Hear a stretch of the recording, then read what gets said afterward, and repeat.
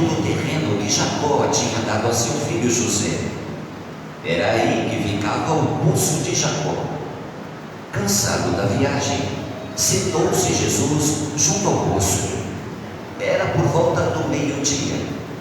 Chegou uma mulher da Samaria para tirar água. Disse-lhe Jesus: dá-me de beber.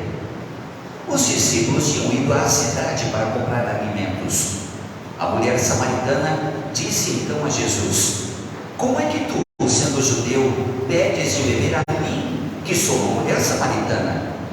De fato, os judeus não se dão com os samaritanos. Respondeu-lhe, no entanto, Jesus: se tu conhecesses o dom de Deus e quem é que te pede, dá-me de beber, tu mesma lhe pedirias e ele te daria água viva. A mulher disse a Jesus: Senhor, nem sequer tens um balde e o poço é fundo. De onde vais tirar a água viva? Por acaso és maior que nosso pai Jacó, que nos deu o poço e que dele bebeu, como também seus filhos e seus animais?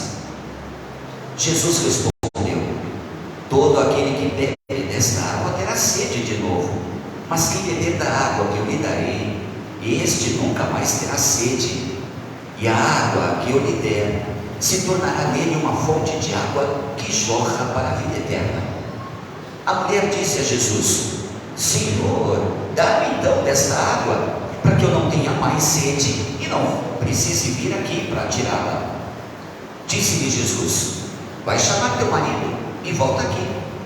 A mulher respondeu: eu não tenho marido.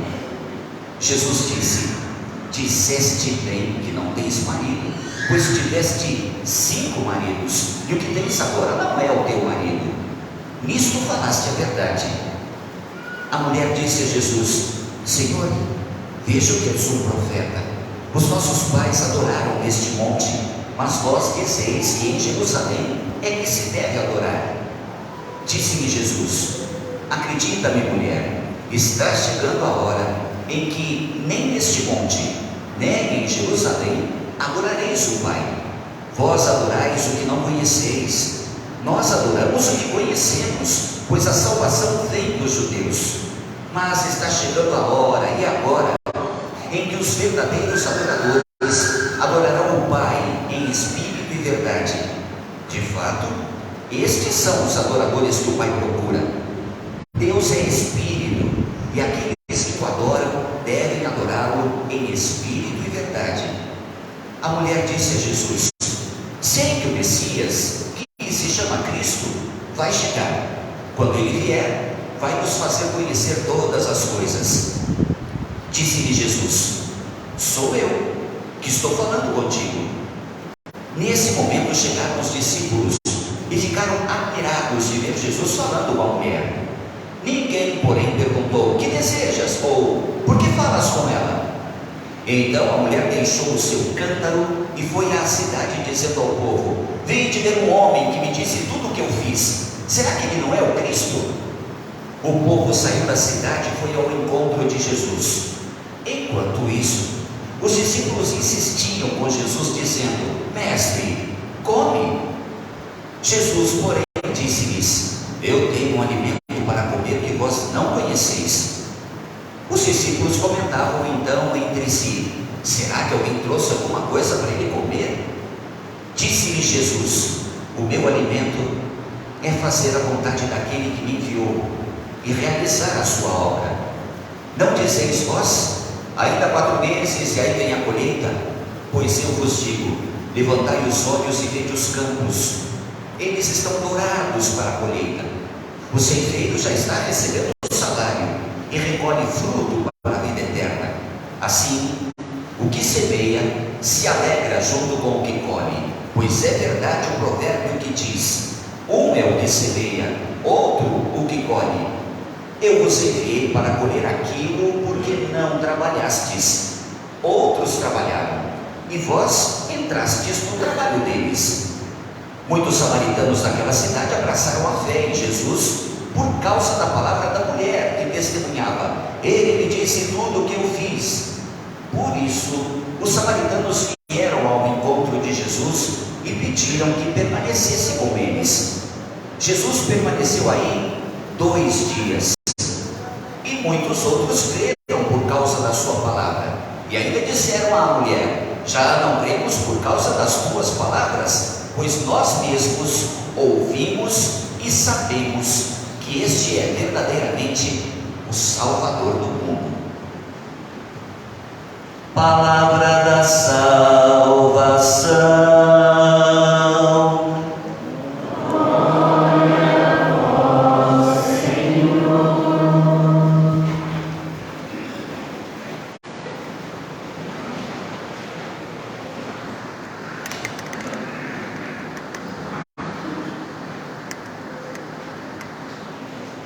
O que não suporta Deus, né? Quais não são as nossas ofensas, aquelas que a Ele dirigimos?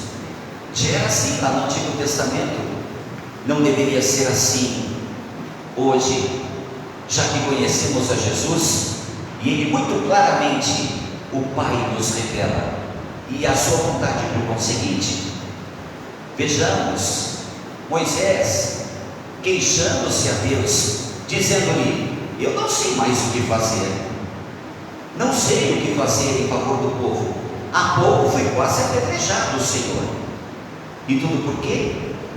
Porque ali onde estava, o povo sentia sede e não tolerava o fato de ter sido liberto da escravidão, onde ao menos tinha carne em suas panelas, água para beber, e agora, removido de lá, está, segundo o próprio povo, para morrer no deserto e de sede.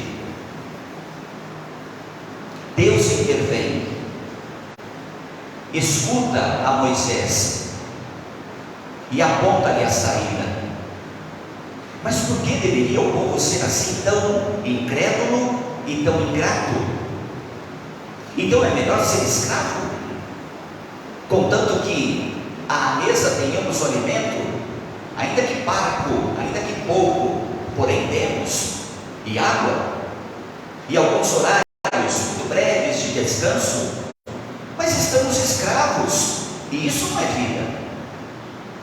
Deus não quer o culto do homem escravo, Ele o liberta, e agora, liberto o que é, diz-lhe: tu podes escolher adorar-me ou seguir um caminho que não junto de mim.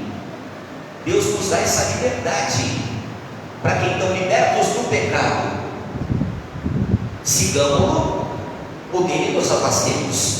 Mas é certo que toda e qualquer atitude que tenhamos traz consigo consequências, e assim como livremente abraçamos o caminho que queremos, também abracemos as consequências que esse caminho nos traz.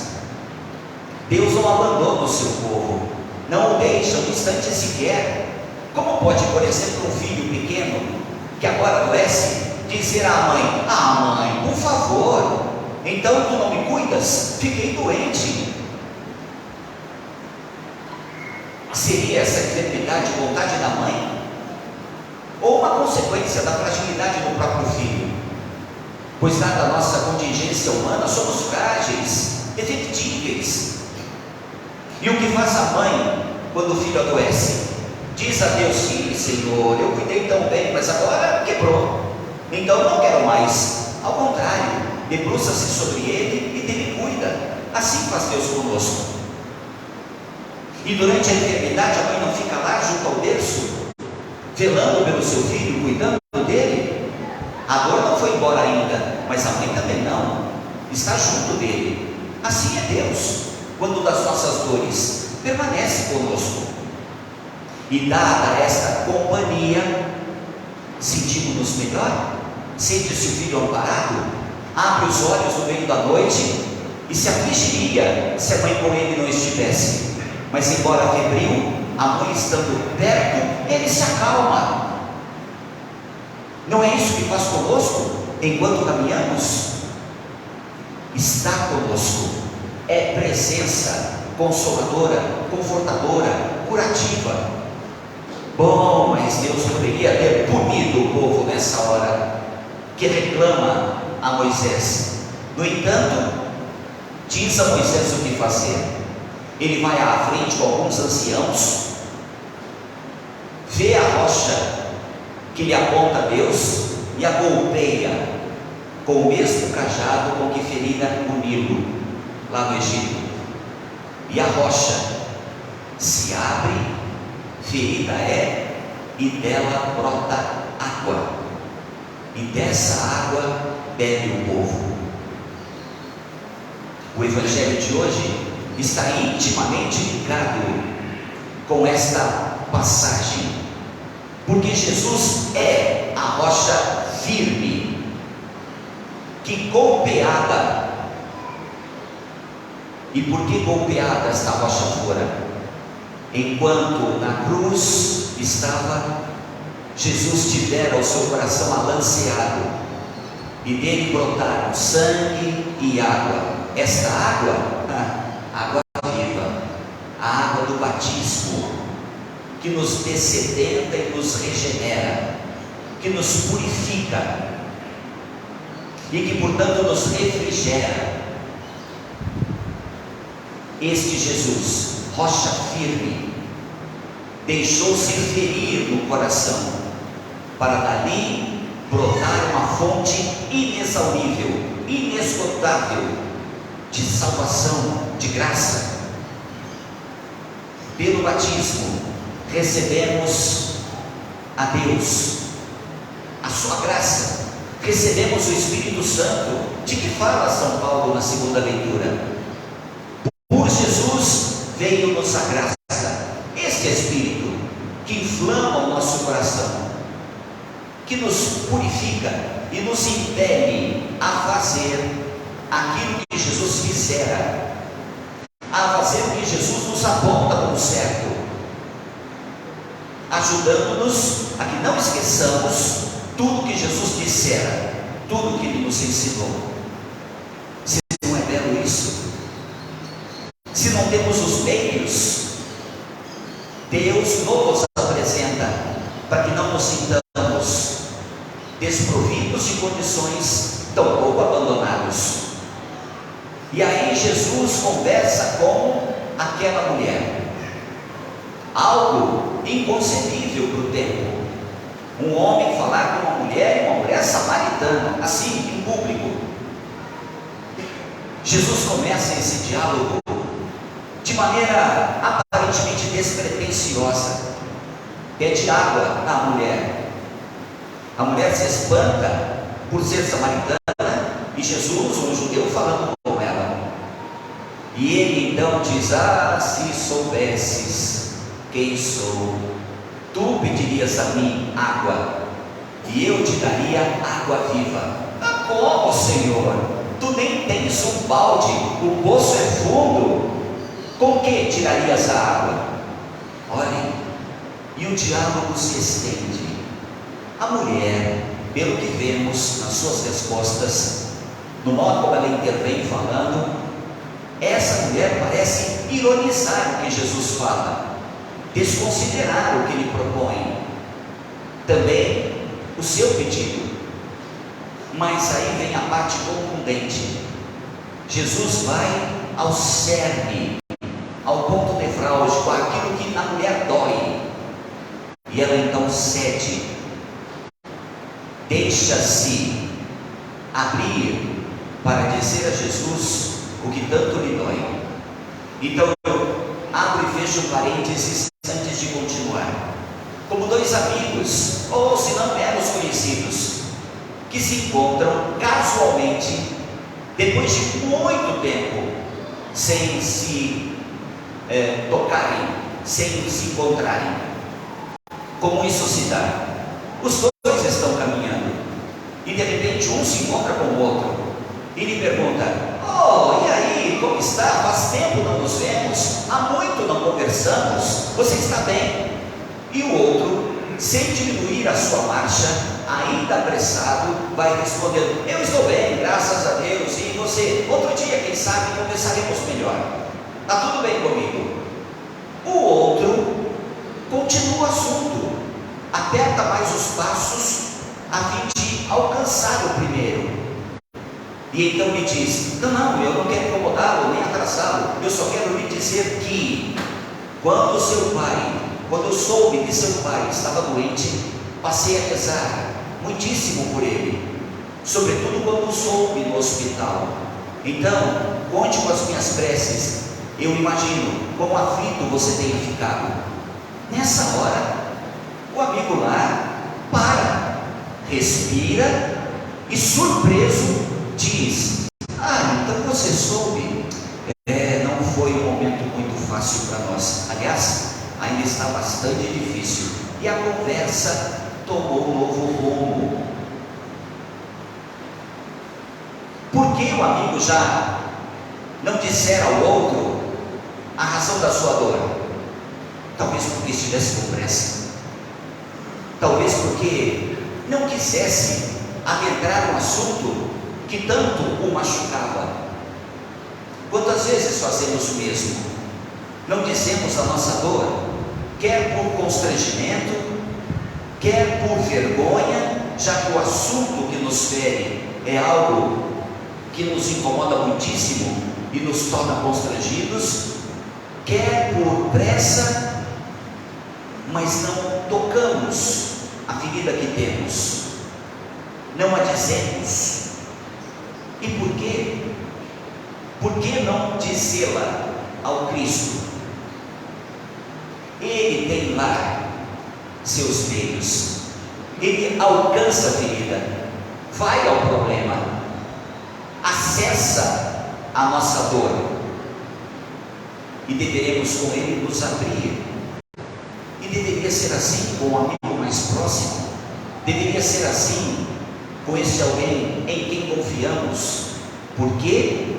Porque caso não digamos e apenas para nós guardemos o que tanto nos faz sangrar, mais tarde consequências piores teremos, pois isso nos afligirá e fará com que todo o nosso corpo adoeça. Se não curarmos os nossos olhos, agora que lhes doem, amanhã veremos todo o corpo prejudicado, porque sem os olhos o corpo não se move direito, teremos dificuldades, acostumados que estávamos a ver, agora não vendo, tropeçaremos, caminharemos com dificuldade, todo o corpo adoece. Que bom desabafar com Deus, que bom dizer a Ele o que tanto nos aflige. Ele é companhia, Ele é essa água que dessedenta, essa água que nos permite não mais ter sede do que é terreno, como diz Santa Teresa d'Ávila, senão torna-nos esta água ainda mais sediosos das coisas do alto, das coisas do céu. Por isso, olhemos para Jesus e assim o vejamos: água viva, fonte inexaurível, inesgotável. E então passemos a acompanhá-lo, ficar na companhia sua, deixar o nosso cântaro e anunciá-lo, como fez aquela samaritana. Depois, os que foram a Jesus disseram a ela: agora já estamos aqui e ele conosco há 2 dias, não precisamente pelo que tu nos disseste, senão porque nós próprios ouvimos dele e sabemos, é ele o Messias, o tão aguardado Messias. Nós já o temos, filhos e filhas. Ele já morreu e ressuscitou, salvou-nos. E de que modo mesmo conhecemos? Como uma ideia? Como um fato histórico posto lá atrás? Fato esse que nos foi contado e por isso sabemos? Ou porque já tivemos uma experiência pessoal, íntima com esse Senhor e acreditamos que vivo, que ressurreto é, e que mesmo é sim nosso Salvador, com quem podemos conversar, quem nos ouve e nos ensina também a ouvir. Então, como Jesus, tenhamos o melhor diálogo com os nossos irmãos e irmãs, Sejamos mais atentos às necessidades dos que estão à nossa volta, daqueles com os quais nos encontramos. E o que é estar mais atento? É perceber na fisionomia, no olhar, nos gestos, quer apressados ou lentos, o que talvez sinta esta pessoa, e acessar o coração seu, mas não de qualquer jeito. O coração do irmão é um solo sagrado. Precisamos adentrar ali, pisar esse solo com os pés descalços, sem agredir esse solo santo que é o coração do irmão. Ou alguém aqui gostaria de ser assim, pisado, acessado com violência, com agressão, com estupidez? É com delicadeza que acessamos a alma e o coração do irmão. Delicadeza, sensibilidade, empatia, compaixão é olhar, compadecer-se e cuidar do conseguinte desse irmão a quem tivemos acesso. Ajude-nos, Jesus. Ajude-nos esta Eucaristia, esta Santa Missa, a que saiamos daqui melhor dispostos a ouvir o nosso irmão, a ouvir a Deus, também a Ele falar, e aos irmãos nos dirigir com maior delicadeza. É tempo da Quaresma, que os exercícios quaresmais contribuam sim muitíssimo para a nossa conversão.